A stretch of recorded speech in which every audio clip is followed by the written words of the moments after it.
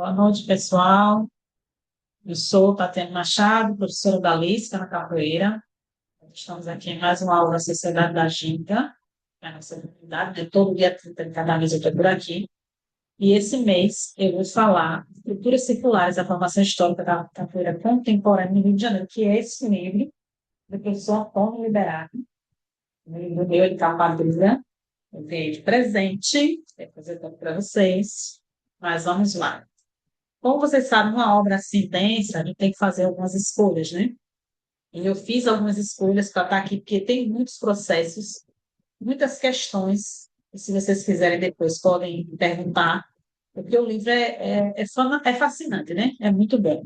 São pesquisadores assim que abriram as portas para nós que viemos depois e que nós só temos que agradecer esse legado maravilhoso. E o professor Antônio Liberato é um deles. E esse livro é uma investigação histórica sobre a formação da capoeira contemporânea. Não entenda contemporânea como um estilo. Eu acho que houve muito, a partir dessas obras, né, houve muita confusão do pessoal de falar que existe capoeira Angola, capoeira regional e capoeira contemporânea. Ele está falando aqui da contemporaneidade, de como foi formado esse processo pós-repressão, né? Que ele vai falar de todo o processo da repressão do Código Penal, que nós já sabemos, de 1890, e como que se deu essa formação. Esse livro é só do Rio de Janeiro. Mas eu trago alguns pontos da Bahia, porque ele tem outro livro que fala da Bahia. Eu acho que é interessante trazer, que é um pesquisador fantástico, que hoje é professor na Universidade do Recôncavo Baiano, lá em Cachoeira. E é importante esse ponto dele também com relação à Bahia. Mas o ponto de hoje é esse livro, Culturas Circulares, Formação Histórica da Cultura Contemporânea no Rio de Janeiro. Ele foca nesse livro no Rio de Janeiro, certo? E aí, ele vai falar da repressão à reabilitação, do Rio de Janeiro à Bahia, do século XIX e XX. Por que a Bahia? Porque ele tem outro livro e aqui ele dá essas pinceladas também nessa obra, sobre essa questão da Bahia, porque o complexo da tese de doutorado dele foi esses dois estados. Então, ele fala também aqui nesse livro, mas ele não aprofunda, ele aprofunda em outro livro, certo? E aí, a história social, a cultura popular, os séculos XVIII, XIX e XX. O professor Antônio Liberato Cardoso Simões Pires, ok? Vamos passar aqui a estrutura da obra, né? Que ele faz o capítulo 1, a capoeiragem no Rio de Janeiro do século XIX, monarquista. No capítulo 2, a criminalização da capoeira e a política republicana no Rio de Janeiro. E o capítulo 3, características da prática desportiva, a invenção carioca. E aí ele vai falar dessa questão da prática reprimida, né? A símbolo nacional, que nós já discutimos também em outras obras, mas ele traz ponto importante que hoje as academias de capoeira circulam, né? Pelos bairros, pelas cidades brasileiras, pelo mundo, né? Cinema, televisão, jornais e organizações governamentais celebram essa prática como símbolo da cultura nacional. Mas nem sempre foi assim. Isso aqui é palavras do professor Antônio Liberato, minha gente. Por todo o século XIX, nas primeiras décadas do XX, a capoeira foi reprimida ou associada a uma visão negativa. Acho que a gente já sabe, né? Que somente na década de 30 ela ganhou essa visibilidade social mais ou menos positiva, né? Tem várias histórias aí. A capoeira é uma prática cultural enraizada na sociedade brasileira, com grande projeção no mercado cultural internacional. Seu universo lúdico, a arena, o círculo de luta, os músicos, a charanga de berimbau, a tabaco, pandeiro, recorreque e agogô formam um panorama singular e irresistível nas palavras do professor Antônio Liberato, que realmente a gente vê nas apresentações de capoeira, mesmo quem não está participando da roda, as pessoas elas participam de alguma forma, tem toda aquela alegria, todo aquele envolvimento que a capoeira traz. A tese central dele é a invenção das tradições. É muito interessante que ele traz algumas referências teóricas que eu também usei, né, na minha pesquisa, e a hipótese desse estudo demonstra que a capoeira angola e regional são tradições inventadas nas primeiras décadas do século XX, em um contexto específico de construção de identidades nacionais. Tal processo envolveu praticantes do samba, do candomblé, intelectuais, empresários, governantes e membros do movimento negro. O período central da abordagem dessa obra dele é 1890 a 1950, com foco comparativo entre Rio de Janeiro e Salvador. Mas nesse livro ele foca mais no Rio de Janeiro. Os referenciais, que é muito importante a gente entender, esse livro do Eric Hobsbawm, A Invenção das Tradições, é muito interessante, porque quando a gente fala assim que muita coisa na capoeira foi inventada, as pessoas às vezes nos entendem mal. Mas não é que foi inventada e aquilo ali não está dentro da prática, né? Porque às vezes o pessoal se apega muito a essa questão de fundamentos, e eu sempre digo que a capoeira não tem fundamento, porque ela não teve uma fundação específica. O fundamento é da escola, das linhagens, dos mestres, e não capoeira em si, e ele vai trazer com o Eric Hobsbawm, mostrando como muita coisa na capoeira foi inventada, né? A invenção das tradições foi inventada ao longo do tempo e até hoje se inventa, né? A gente vê muita coisa que a gente diz assim, eita caramba, parece que a capoeira não para, né? De se inventar e reinventar. E é interessante essa prática social também por isso. E ele vai falar também desses mitos de origem, porque como a gente não tem uma origem exata da capoeira, como que surgiu exatamente o ponto de partida, então há muitos mitos, né? Há muitas formas, por isso que eu gosto de dizer que são origens da capoeira, não existe uma única origem. Como ele trabalha com o materialismo histórico dialético, ele vai trazer o Thompson, né, para falar da cultura de classe, dos costumes populares, então toda a obra é permeada com esses conceitos marxistas, porque ele traz a cultura do trabalho, que é interessante, né, e da divisão de classe, e o Carlos Ginsburg, né, da microhistória e análise de indício. Eu também usei o Carlos Ginsburg na minha pesquisa, na Capoeira em Sergipe no século XIX, porque o Ginsburg nos ensina a procurar pistas, né? Muitas vezes a gente não encontra a palavra capoeira, mas a gente vê em outras nuances que tem capoeira por ali, através dessa metodologia que é chamada método indiciário, porque é através dos indícios e das pistas que nós encontramos nos processos crimes e nos cruzamentos das ações. Aí ele vai falar da capoeira no Rio de Janeiro do século XIX, a gente já discutiu bastante lá com o professor Carlos Eugênio, né? No início do século XIX, os capoeiras eram bastante conhecidos no Rio de Janeiro. Entre 1810 e 1821, das 4.853 prisões efetuadas pela polícia, 438,9% foram por prática da capoeira. Os grupos eram formados majoritariamente por africanos de diversas etnias, 77% dos pretos africanos, 91% escravos, organizados em agrupamentos armados que interferiram nas relações de poder urbano. Aí as pessoas podem perguntar, não sei, mas quando você vai ler a obra, você entende um pouco melhor.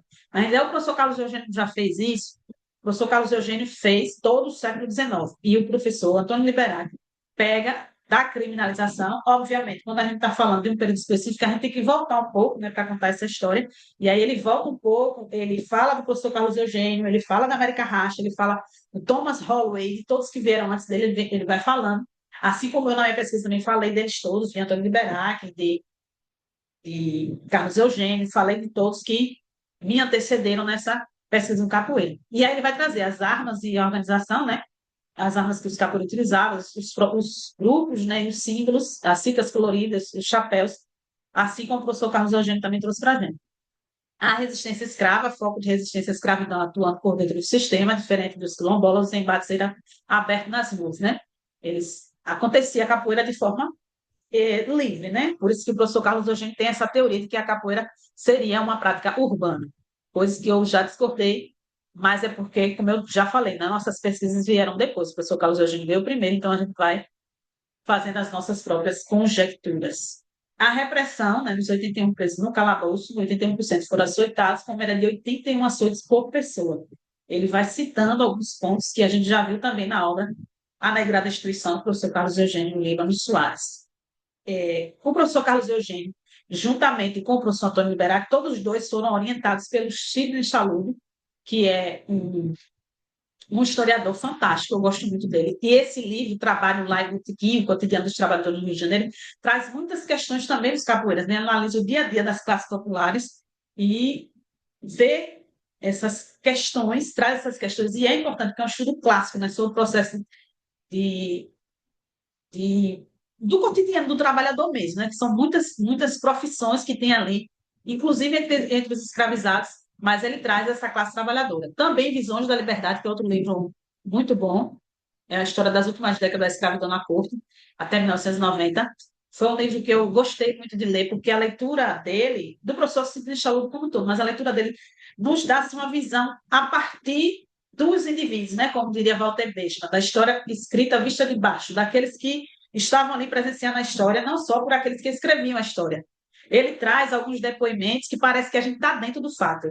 Cidade Febril também, outro livro, Cortiços e Epidemia na Corte Imperial, importante para todo pesquisador nesse momento, que examina as relações entre saúde pública, organização e desigualdade social. O que é que tudo isso tem a ver com capoeira? Porque a capoeira estava ali no meio, né? Outro livro, A Força da Escravidão, Ilegalidade e Costume no Brasil, oitocentista, aborda como a escravidão persistiu, mesmo diante de leis que a restringiam, ou seja, continuava esse processo, e outro sobre Machado de Assis que ele tem. Mas, no meu trabalho, eu trabalhei muito com o trabalho lá em Botequim e com Visões de Liberdade.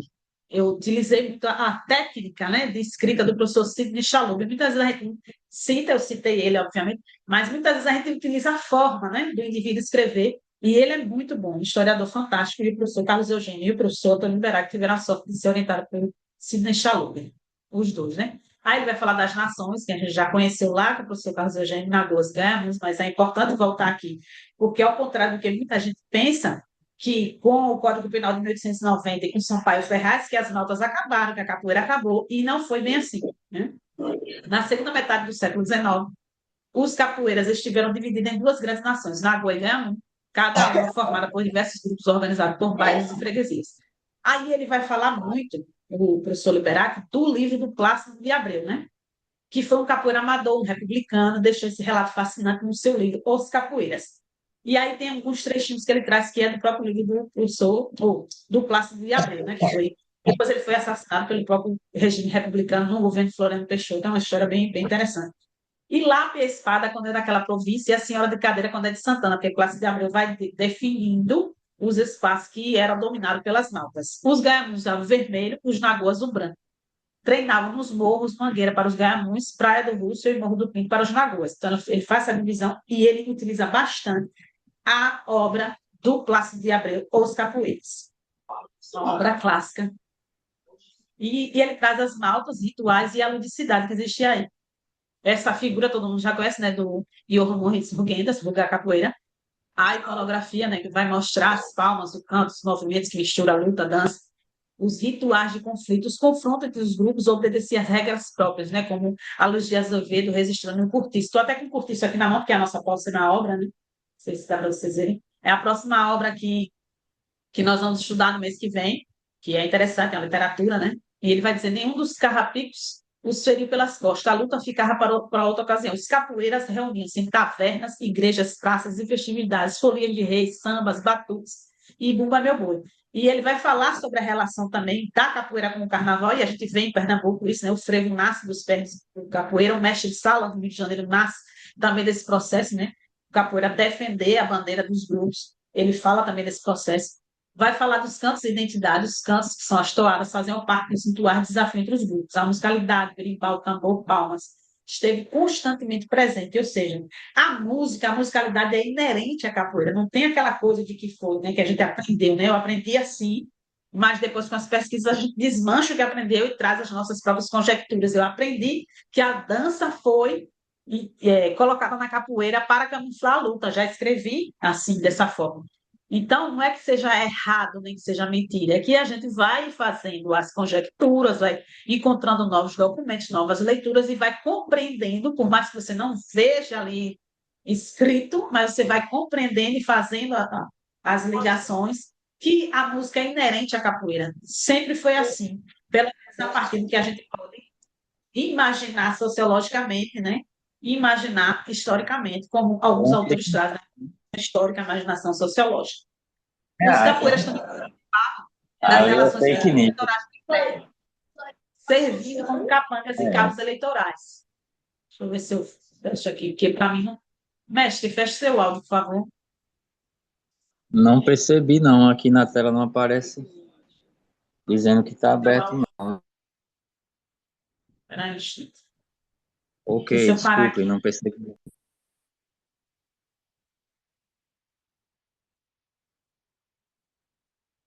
conseguiu, né? Deixa eu voltar aqui para ver onde é que eu estava. Ah, pronto. A capoeira na Bahia no século XIX, né? Que ele vai falar da historiografia, que a historiografia apresenta esse vazio sobre a capoeira baiana no século XIX. As principais referências, né? eh, de texto, Manuel Quirino e Antônio Viana. E ele vai trazer aqui um trecho de Manuel Quirino, que é interessante. O Domingo de Ramos será sempre dia escolhido para as escaramuças dos capoeiras. O bairro mais forte, fora o da Sé, o campo de luta, era o Terreiro de Jesus. Querendo descreve confrontos espaciais entre grupos de bairros com bandeiras nacionais e rituais de vitória. Diferentemente do Rio, a capoeira baiana não aparece diretamente nos registros policiais, era classificada como desordem. O jornal O Alabama é a principal fonte documental disponível. Essas fotos aí do PRVG, que ele traz, né, o jornal Cruzeiro, 10 de janeiro de 1948, e ele vai trazer, não especificamente mais forte nessa obra, ele cita, mas ele tem outra obra que ele vai falar que na Bahia, o que acontece? A repressão foi totalmente diferente do que aconteceu no Rio de Janeiro. A gente encontra processos crimes através do artigo 303 de lesões corporais, mas não encontramos processos crimes como no Rio de Janeiro, arrolados nos artigos 402 a 404 dos vadios e capoeiras. Então, na Bahia, a repressão acontece de uma forma diferenciada e o professor Antônio Liberac, ele tem vamos dizer assim, uma força muito grande nesse projeto de pesquisa, porque eu acho que foi inédito nesse momento específico, porque como que a Bahia, né, todo esse processo que a gente já sabe da capoeira na Bahia, como que na Bahia a gente não consegue achar processo crime? Mas porque na Bahia acontece um processo histórico diferente, assim como em São Paulo acontece diferente, no Rio de Janeiro acontece diferente, e ele fez essa conjectura demonstrando através do cruzamento das fontes, que ele vai cruzar a fonte de jornais, os próprios escritos de Mestre Pastinha, de Mestre Noronha, ele faz o cruzamento com os processos crimes e vê que na Bahia não tem processo crime com o 412. Os processos são ou no 399 ou no 303. O 303 muito mais forte que é o de lesões corporais, e quando você ia perceber, cruzar os indivíduos, a gente via que era capoeira, e muitas vezes capoeira até reconhecido, como Pedro Mineiro, por exemplo, que é um exemplo que ele cita também. Deixa eu ver se eu consigo passar aqui, minha gente, que deu um tilt no negócio que não quer passar. Tá vendo como é que essas tecnologias fazem com nós? Não quer passar, simples assim. Deixa eu ver se eu volto aqui. Tá. Peraí, viu, gente? O negócio não quer nem ir, nem voltar. Deixa eu abrir aqui para ver se eu vejo. Ó, vai-se embora a comunicação. Vou parar e apresentar de novo, tá bom? Para ver se dá certo. Depois. Vocês estão vendo aí? Onde é que eu estava? Não sei. Sim, tá aparecendo. Ela estava na página, isso, no 9. Acho que eu estava aí, né? Isso. Quem mesmo, tá? Não vai passar de novo. Sei não, que é isso. Agora acho que passou. Deixa eu ver. Vocês estão vendo aí? Sim, estamos. Eu não sei.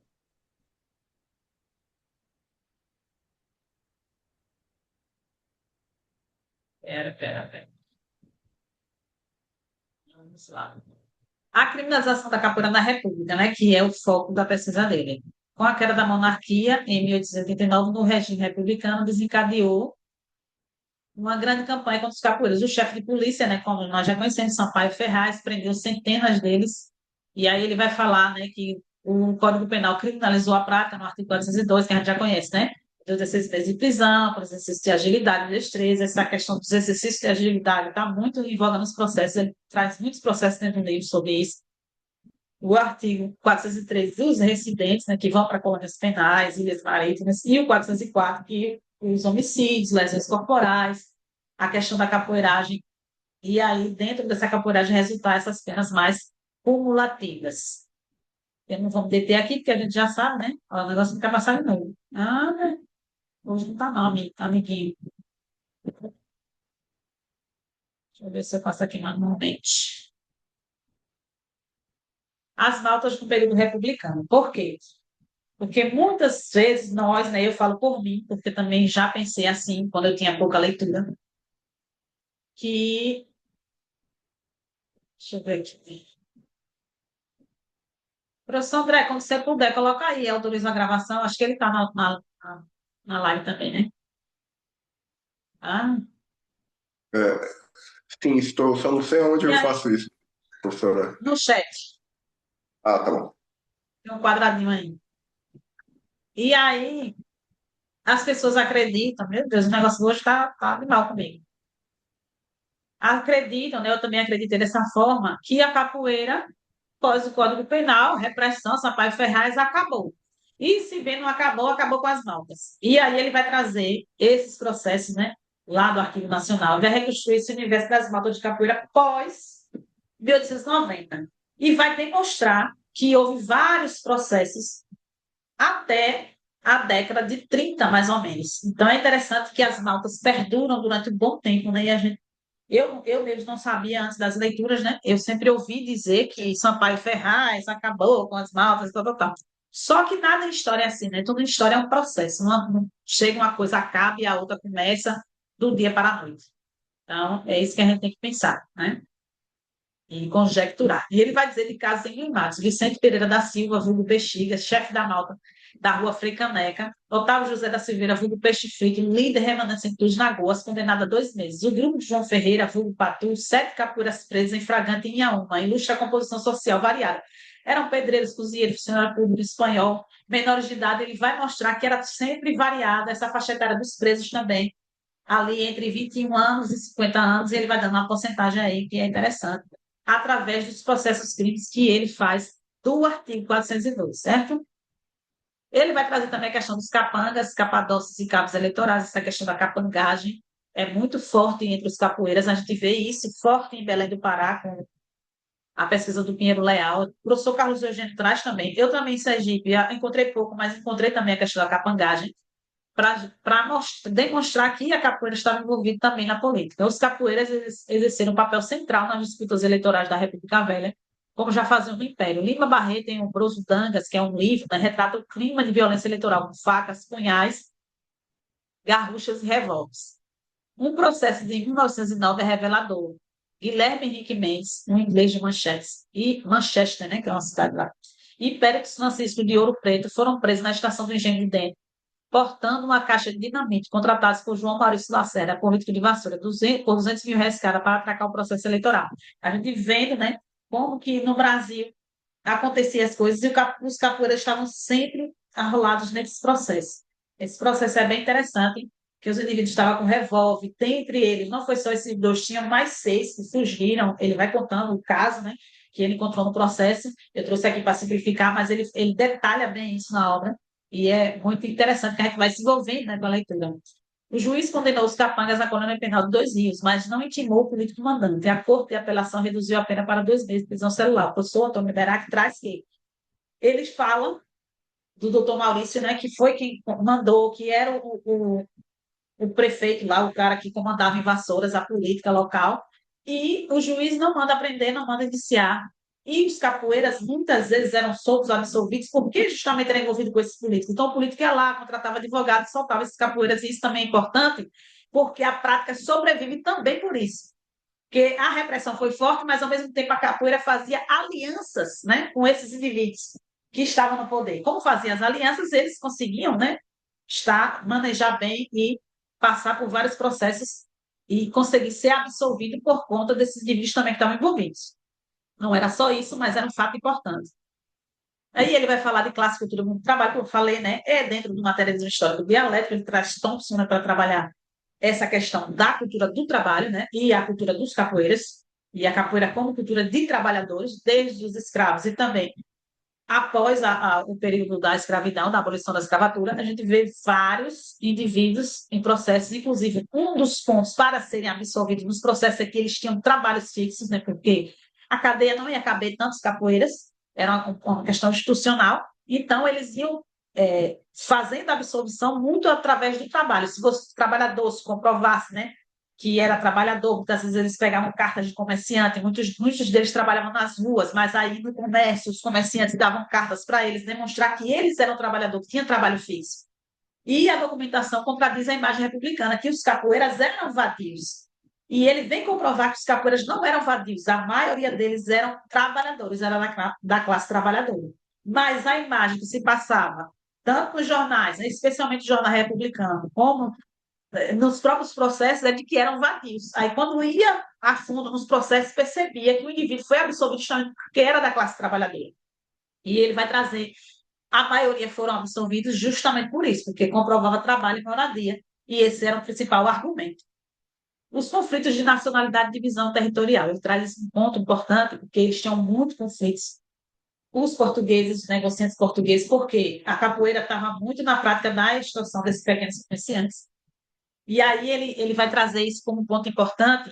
Então, quem vai fazer pesquisa histórica já pensa nessa palavra como descritor, porque é importante entender que também os capoeiras participavam do processo político, passaram de vários processos, e um deles era esse, de extorquir dentro de milícias, né, que as maltas eram milícias, e aí extorquia esses comerciantes e existiam muitas rivalidades. Por quê? Além desses indivíduos extorquir os comerciantes, tinha muitos portugueses e estrangeiros que faziam capoeira, como a gente viu lá com o professor Carlos Eugênio Libano Soares. E ele vai trazer aqui alguns pontos importantes, que é justamente essa rixa entre uma nação e outra. Tipo, espanhóis brigavam com portugueses, portugueses com brasileiros. É muito interessante você ver que eles demarcavam no processo a nacionalidade do indivíduo, mostrando que existia essa rivalidade ao mesmo tempo, existia também algum tipo de solidariedade entre os seus compatriotas ali. Muitos deles eles colocavam assim como nacionais, que seriam os brasileiros, né? E ele vai falar também do azul e branco, que seriam os portugueses, contra o verde e amarelo, que eram os brasileiros, um padrão simbólico, né, possível, herdado da cultura das maltas. As habitações, famílias e a vida no cotidiano. Ele vai trazer os cortiços, né, traz muito a Luz de Azevedo, como eu falei, nós vamos estudar a obra no mês que vem, do cortiço, que é uma obra interessantíssima, né? Que os capoeiras residiam nesses cortiços, casa de cômodos e avenidas, fileiras de casinhas em ruas e saídas, famílias extensas dividiam espaços reduzidos para reduzir realmente os custos, né? Conflitos de aluguel, eles tinham muita briga na vizinhança, e muitas vezes esse processo era rolado no artigo 402. Um livro que eu trouxe aqui, né? O professor Carlos Eugênio não cita, claro, porque foi depois dele, mas é um livro interessante, né? Para a gente trabalhar capoeira, samba, futebol, que é da Heloísa Turimbrum, inclusive na minha mão também. Estou lendo um livro, eu já li umas 2 vezes, mas agora estou relendo para compreender melhor esse processo, porque eu li há muitos anos atrás, eu li, na verdade, na graduação, tem muito, né? Muito tempo, aí eu estou lendo novamente. E a figura do mestre-sala, né? Teria essa origem dos capoeiras, proteger a bandeira dos blocos. Há indícios de que padrões organizativos das maltas influenciaram nas torcidas de futebol, nos blocos carnavalescos. Então, ela deixa, a Heloísa Turimbruns deixa muitas pistas, e é muito bacana o livro, a leitura é boa, é fluida, para a gente compreender essa relação entre futebol, carnaval e capoeira, que o professor Antônio Liberac traz em um dos contos, né, do seu livro. E ele vai trazer a análise jurídica, né, daqueles que foram absolvidos, os fatores da decisão dos juízes, a comprovação de trabalho e moradia, o principal argumento, os antecedentes, né, porque não tinha registro anterior, os portes de arma, né, quando tinha arma, isso agravava, mas quando estava sem arma, só era o corpo, só os movimentos de agilidade, era outra coisa, a nacionalidade, né, porque os europeus também estavam envolvidos na capoeira. A raça, apesar de ausente nos registros processuais, influenciou as decisões, né? Porque aí ele vai trazer alguns autores que vai falar disso, que quando o indivíduo é preto, a questão da pena é diferenciada, sim, e eu trago isso também na minha obra, né, da Capoeira Sergipe no século XIX, que a gente vê o Vitor Manuel Fontes tem um tratamento diferente de todos os outros deportados por Felisbelo Freire, que foi o primeiro governador do estado de Sergipe. A gente vê que a cor importa sim, e que a questão da raça importa sim. A repressão na Bahia, né, que ele vai falar que foi diferenciada, e ele tem uma obra só sobre isso. Eu trouxe porque eu acho importante que todos leiam, que ele vai falar do inventor da capoeira regional, que é Mestre Bimba, né? E o guardião da capoeira Angola, que é Mestre Pastinha. E nessa outra obra ele reúne essas fontes jurídicas e policiais de Salvador, cruzada com os relatos orais, como eu já falei para vocês, com os escritos do Mestre Noronha, os escritos do Mestre Pastinha, e vai falar dessas singularidades e dessa relação das capoeiras, né? Tanto carioca quanto baiana. Vai destacar também Besouro do Mangangá e a cidade de Santa Maria da Purificação, porque hoje ele está no Recôncavo Baiano, é um professor da Universidade Federal do Recôncavo Baiano, então ele também passou por esse processo aí. Eu acho muito bacana essa outra obra dele, que vai falar dele, Bimba, Pastinha e Besouro. Bimba Pastinha é um duelo de titãs, capoeira regional, né? Bimba criou o método sistematizado, a gente já falou também sobre isso, né? Mas ele vai falar dessa questão mais esportiva, né? O Mestre Pastinha defendeu a preservação das raízes africanas, que a academia tornou referência da memória, tudo isso que a gente já sabe, né? Porque são mestres que são bastante estudados, então não é algo que a gente vai se aprofundar agora. Mas ele fala dessa tensão fundadora, a nova tradição já surgiu dividida, a tensão entre tradição e costume, grande diversidade de estilo, porque o Brasil, assim como todos nós, acho que fomos formados por essa dicotomia, né? Desde René Descartes, que traz essa dualidade, que a gente passa por isso. Então, se existe Angola, se existe regional, aí, né? Sempre como se existisse uma rivalidade entre um e outro, né? Na verdade, não é isso, né? A ideia não é essa, mas que a gente acaba se dividindo de alguma forma. Quando eu digo que eu sou capoeira, porque eu não tenho como me enquadrar em nenhuma das caixinhas. E também, como eu já falei em vários vídeos, né? A gente mistura esses elementos que foi o que chegou para a gente, né? Porque antes de Pastinha, antes de Bimba, tinha muitos outros indivíduos que faziam capoeira, que sustentavam a capoeira e que até hoje, né, está na nossa memória ancestral, mas que a gente só teve acesso a esses dois, porque foi o que chegou para a gente, pelo menos nos nossos estados. O pessoal de São Paulo e Rio de Janeiro tem outras histórias, mas para a gente, o que chegou mais forte foram esses dois. Política cultural e conflitos simbólicos. Como o autor entra no século XX, né, o foco recai sobre os intelectuais que escreveram sobre a capoeira na primeira metade do século XX, como Silvio Romero, Manuel Quirino, Edson Carneiro, Jorge Amado, Antônio Ramos, Jorge Bartini, e muitos outros escreveram, mas ele vai trazer esses pontos, né? Como, por exemplo, Jorge Amado, comunista, né? Que traz o seu ponto específico, ele vai dizer que todos participaram dessa transformação dos símbolos étnicos nacionais. E aí, eu estou falando mais de Jorge Amado, porque foi meu foco do doutorado, então eu conheço um pouco da história de Jorge Amado, porque eu tive que me debruçar nela para escrever a minha tese. Mas ele vai falar muito dessa questão da educação física e ideologia do corpo, né? E eu acho um ponto interessante, porque a gente vê na era Vargas, né, essa questão da higienização, o pessoal que é da educação física sabe até mais do que a gente, né, para falar sobre isso. Mas um ponto importante que o pessoal colocou na nossa cabeça é que em 1937 Vargas escreveu um decreto que descriminalizou a capoeira e a gente vê que não é verdade. O professor Antônio Liberac traz um processo crime de 1938, o indivíduo foi preso por capoeira em 1938. Como que em 1937 deixa de ser crime? Ela só deixa de ser crime a partir da escrita do novo Código Penal em 1941, que já não aparece mais a capoeira como crime. Mas em 1937, quando o Bimba faz o registro da sua academia, que eu acho que esse é o ponto importante, faz o registro da academia, a capoeira já passa por outro processo, já não está mais naquele patamar, né, de criminalidade, apesar de ainda estar como crime, tanto é que ele traz um processo de 1938. Mas ele traz os símbolos étnicos, né, do Congresso Afro-Brasileiro e as festas populares, e a imprensa e cultura nacional, né? Diversos estados foi fonte privilegiada para analisar visões intelectuais e escrever sobre capoeira. Então, no início do século XX já começa esse debate da capoeira como símbolo nacional e como esporte, apesar dela ter sido reconhecida só em 1972, mas no início já estava esse debate de por que a capoeira, que é uma luta que não deve a nenhuma luta de outros países, né? Eles vão sempre falar da savate, do boxe, e como que a capoeira ela está nesse patamar marginalizado, que é uma cultura nossa, né? É uma discussão também, um debate que ele traz. E outra coisa interessante é a associação dos nomes de cor. Por que que também passa por esse processo? A força do movimento negro. Quando eu trago que a capoeira tem elementos indígenas, né? E tanto é a força do movimento negro é tão forte, muito mais do que os outros, que em 2003 foi aprovada a Lei 10.639/03 para que se fosse colocado na escola os estudos afro-brasileiros, né? E aí a cultura indígena só foi inserida nessa lei em 2008. Por quê? Porque o movimento negro é muito mais forte que o movimento indígena. Então, nesse movimento, consegue se aprovar uma lei e depois de 5 anos, né? É que a gente consegue colocar a questão indígena. Então, sempre há esse debate, porque tem muito mais estudos com relação ao movimento negro. Nenhum demérito a nenhum lado nem o outro, mas pensar também, né, que nossos povos originários tiveram participação também nesse processo.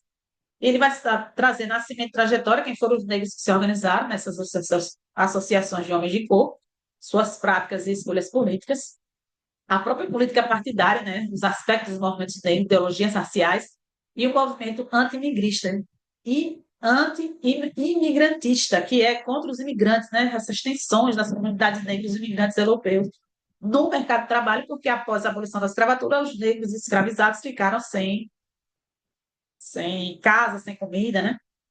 Muitos deles sem trabalhos, e os europeus, essa questão que, entre aspas, né, tomaria o lugar dos trabalhadores nacionais. Esses eventos culturais, sociedades homens de cor, sua participação na construção de uma cultura étnica diversificada e plural.